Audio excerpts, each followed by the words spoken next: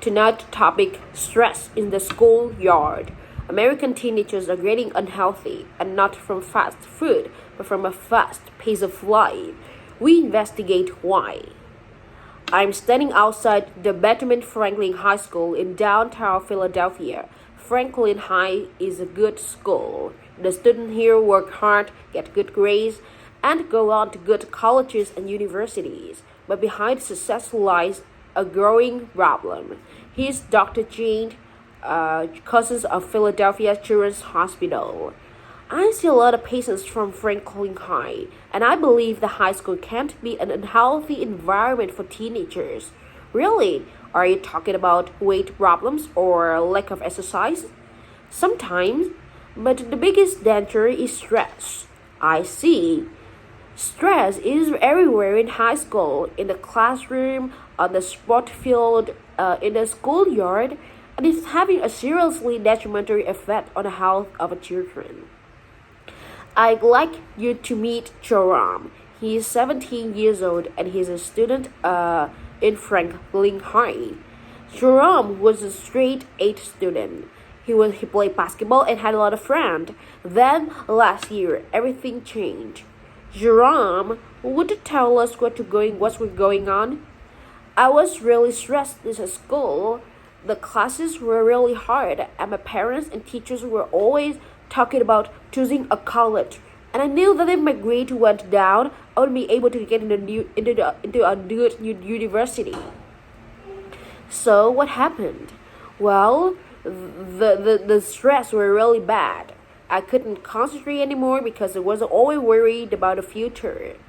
I started getting D's and F's in my classes, and that meant I was dropped from the basketball team. I loved basketball. Playing sports have to reduce my stress, so the situation just got worse. So bad, in fact, that Jerome parents took him to see a doctor. Dr. Carson, what did you think about Jerome when you first met him? When I first saw Jerome, he was depressed.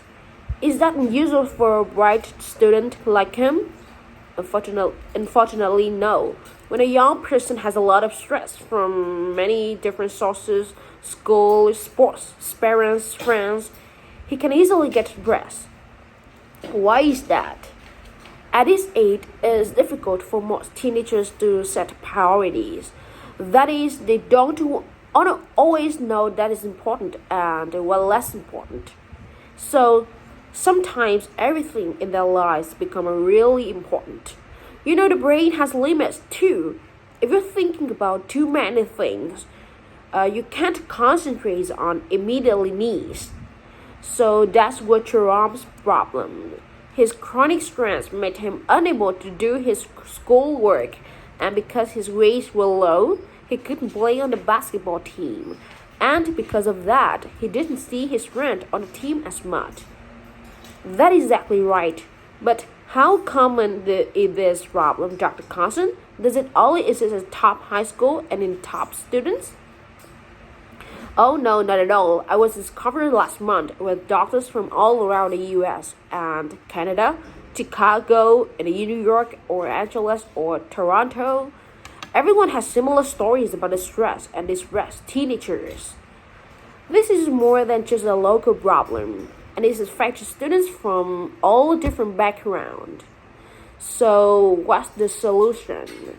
Oh, there's no easy cure for depression, but I believe that we need to change the social environment first. So I talked to the parents that encourage them to put less pressure on their child.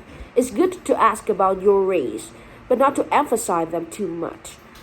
I talked to teachers and coaches to help them understand the students. If they know the students with spread, they can help a lot.